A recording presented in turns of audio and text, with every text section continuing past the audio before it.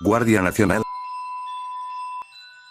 Esto ocurrió en Tlalpan, Ciudad de México, en las afueras de una tienda departamental. Un señor denunció frente a elementos de la Guardia Nacional a un elemento que le pidió el número de teléfono a su hija. Cabe resaltar que la niña tenía 12 años. La Guardia Nacional informó que no tolerará acciones de este tipo, y que se llevaría a cabo la sanción correspondiente. Militares ebrios. Un elemento de la Guardia Nacional fue captado ebrio en el municipio de Xico, en Veracruz, en este caso durante unas fiestas patronales, donde se le ve tambaleándose ayudado por un civil y otro elemento. La Guardia Nacional fue desplegada para vigilar, pero en el pase de lista faltaban 3 militares, que después fueron encontrados en estado de ebriedad. Servicio Militar Nacional. Gracias a la Segunda Guerra Mundial. El 28 de mayo de 1942, el presidente Manuel Ávila Camacho declara la guerra a las potencias del eje a través de radio en cadena nacional, después del ataque a las embarcaciones llamadas Potrero del Llano y Faja de Oro. De esta forma México entraba a la Segunda Guerra Mundial, pero bajo un papel defensivo. Sin embargo, el gobierno se dio cuenta de que el país solo contaban con 50.000 soldados, una cifra muy baja para defender al país en caso de una invasión de Alemania o Japón, razón por la cual se creó el Servicio Militar Nacional, con el objetivo de elevar el número de soldados listos para la defensa del país. El servicio continúa hasta la actualidad, pero ahora es más un servicio social que militar. Museo de Enervantes. También conocido como el Museo del Narco, de este tipo de museos solo hay 2 en el mundo, y uno de ellos está en México. Ubicado en Lomas de Sotelo en la Ciudad de México, y bajo control de la Secretaría de la Defensa Nacional, en él encontraremos todo lo relacionado a la lucha de las Fuerzas Armadas contra el crimen organizado, así como del crimen organizado y sus formas de operar. Encontramos todo tipo de drogas, formas de transportarla, armas y objetos pertenecientes a líderes del narcotráfico en México. También hay animales disecados como Suyaki, un perro policía que es el que más drogas ha detectado en el ejército mexicano. Desafortunadamente este museo no está abierto al público, solo militares, periodistas o personas con un permiso especial pueden entrar en él. Legión de Guerrilleros Mexicanos. Este particular ejército nació en 1942, su creador Antolín Jiménez era un excombatiente de la revolución bajo el mando de Pancho Villa. 100.000 charros armados con rifles, pistolas y machetes se debían enfrentar al ejército alemán o japonés si estos llegaban a pisar territorio nacional. No obstante, al final el eje nunca pudo pisar México, y el ejército quedó en el olvido. En la actualidad unas pocas cosas de este momento sobreviven. Primer tanque de Latinoamérica. En la foto en pantalla estás viendo el primer tanque de fabricación nacional y fabricado en Latinoamérica. El tanque Salinas fue diseñado por el sobrino de Venustiano Carranza. No se sabe mucho sobre él, aparte de que su diseño se basa en el Mark I británico. Existen rumores de que pudo haber sido usado en la Guerra Cristera. Se desconoce el número de tanques fabricados, pero para los años 30 ya resultaba obsoleto, razón que llevó a su reemplazo. El tanque fue convertido en una caseta de vigilancia en la base aérea de Balbuena. Santa Fe Clan usando uniforme del ejército. En 2021, se anunció un video que sería una colaboración entre Santa Fe Clan, Beto Sierra y Calibre 50. Hay nada de malo, hasta que al subir fotos se vio que utilizaban uniformes oficiales del ejército mexicano. Como ya había dicho antes, a los militares les molesta que usen sus uniformes aquellas personas ajenas a las Fuerzas Armadas.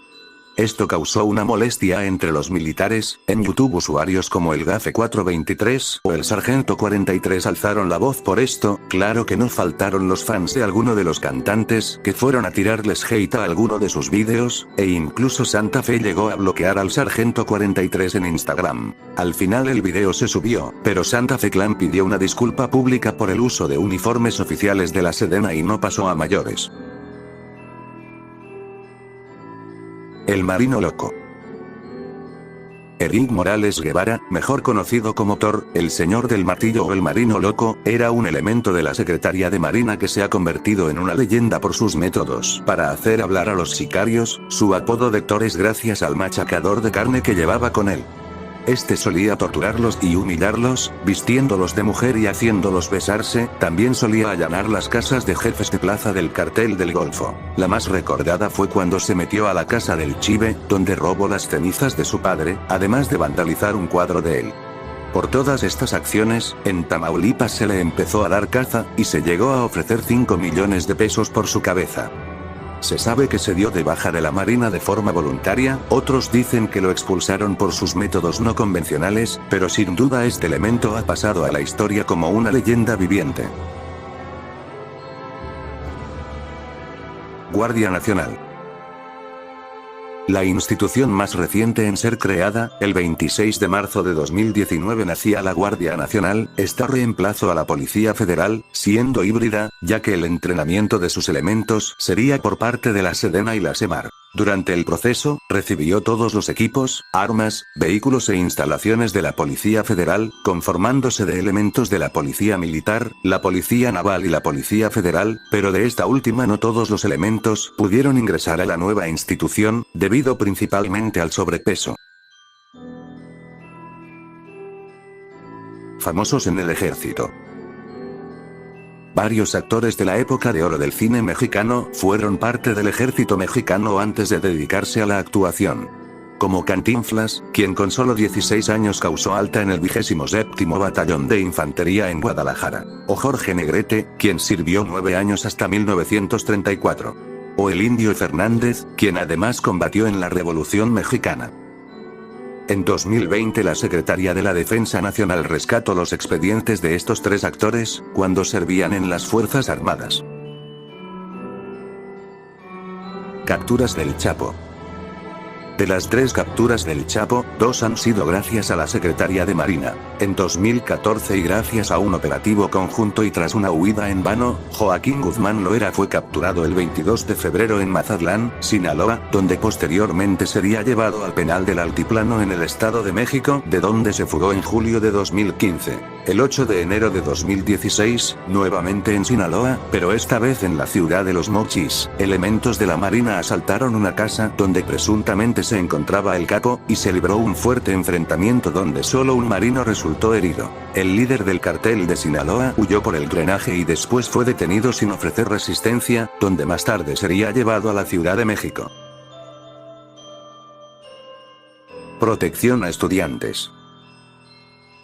A lo largo del tiempo, hemos escuchado decir que los militares que llegaron a la Plaza de las Tres Culturas abrieron fuego contra los estudiantes, pero esto es falso. En realidad, los que abrieron fuego fueron los del Batallón Olimpia que se encontraban en los edificios aledaños. De hecho, según testimonios y sobrevivientes de aquel día, han declarado que los soldados protegieron a los estudiantes del fuego. Compra de los F-5. Estos viejos aviones que aún siguen en servicio en la Fuerza Aérea Mexicana desde el año 1982 tienen una historia bastante turbulenta de su compra. Originalmente se iban a comprar 24 cazas, pero los Estados Unidos se negaron a venderlos. Después México se fijó en el caza de combate Kafir, de origen israelí, e incluso ya se hablaba de empezar a ensamblarlos en México, pero el motor al ser de origen estadounidense se le debía pedir permiso, algo a lo que el vecino del norte se negó. Ya después en 1982, se accedió a vender 12 aviones F-5, de los cuales aproximadamente 3 o 4 aún están en servicio en la actualidad. Sin Navidad y Año Nuevo. Este dato más que oscuro es triste, no todos los militares pueden estar con sus familias en Navidad y Año Nuevo, algunos incluso se encuentran desplegados en otros estados, y para otros desafortunadamente no hay una próxima. Servicio militar inútil. Como ya había dicho, el Servicio Militar Nacional nació debido a la entrada de México a la Segunda Guerra Mundial, y la necesidad de reforzar la defensa del país. Pero para este punto resulta inútil tener servicio militar, porque para empezar la cartilla militar ya ni siquiera se ocupa para casi ningún trámite. Después tenemos el hecho de que México es un país de paz, y este no ha estado en guerra desde la Segunda Guerra Mundial, sumado a que el servicio militar ahora es un servicio social, este resulta inútil en la actualidad por los puntos que ya dije.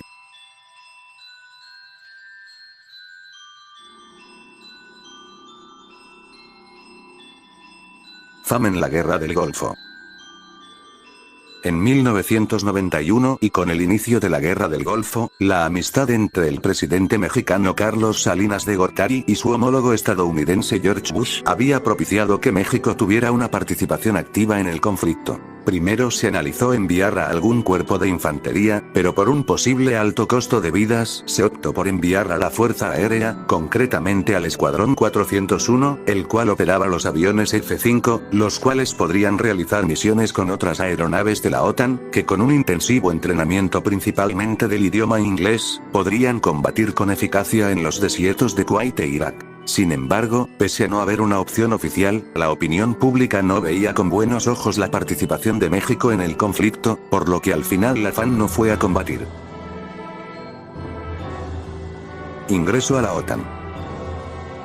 En 2021, el presidente estadounidense Joe Biden deseaba integrar a México en la OTAN, esto con el supuesto objetivo de reforzar la seguridad de la región, pero México rechazó la posibilidad de unirse debido a su política de paz. De haber ocurrido esto, México habría tenido que elevar el gasto militar al 2% de su PIB, habría permitido la instalación de bases militares estadounidenses en su territorio, participar en ejercicios con los otros miembros, además de sumarse a las sanciones contra Rusia y posiblemente habría accedido a entregarle armas a Ucrania.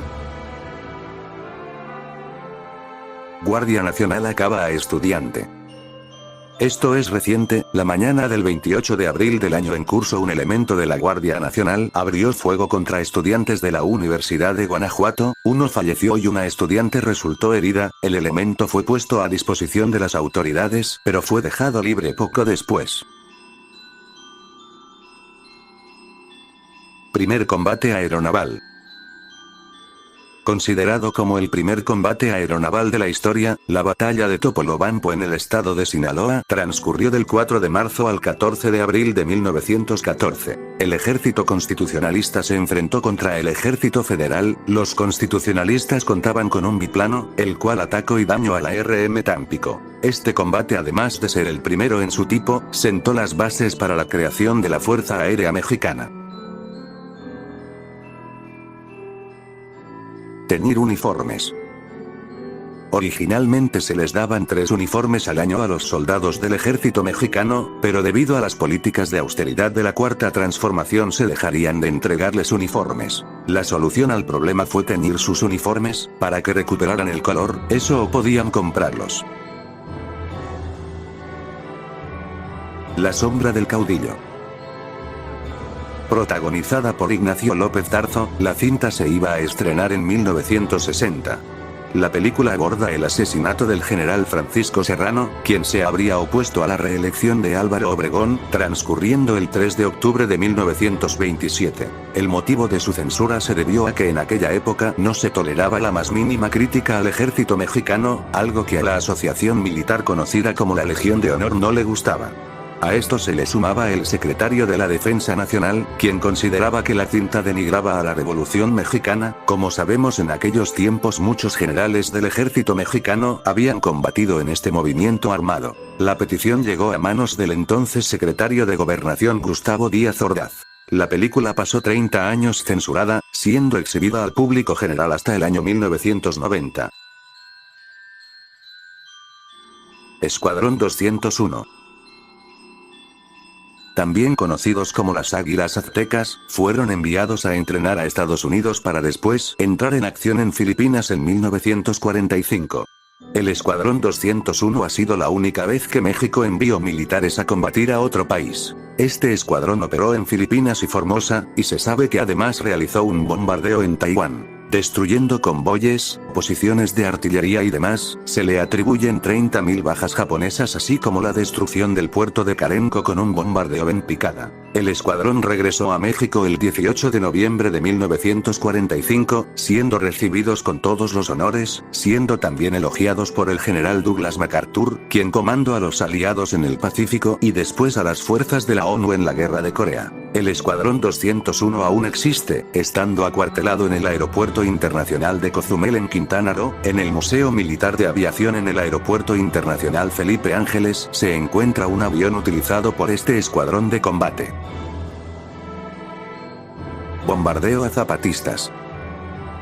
En 1994, el 6 de enero la Fuerza Aérea Mexicana entró en acción contra el Ejército Zapatista de Liberación Nacional, varios helicópteros así como aviones Pilatus PC-7 abrieron fuego contra estos. Las consecuencias fue que el gobierno suizo prohibió exportar a México más Pilatus, pues estos estaban destinados a ser aviones de entrenamiento y no de combate.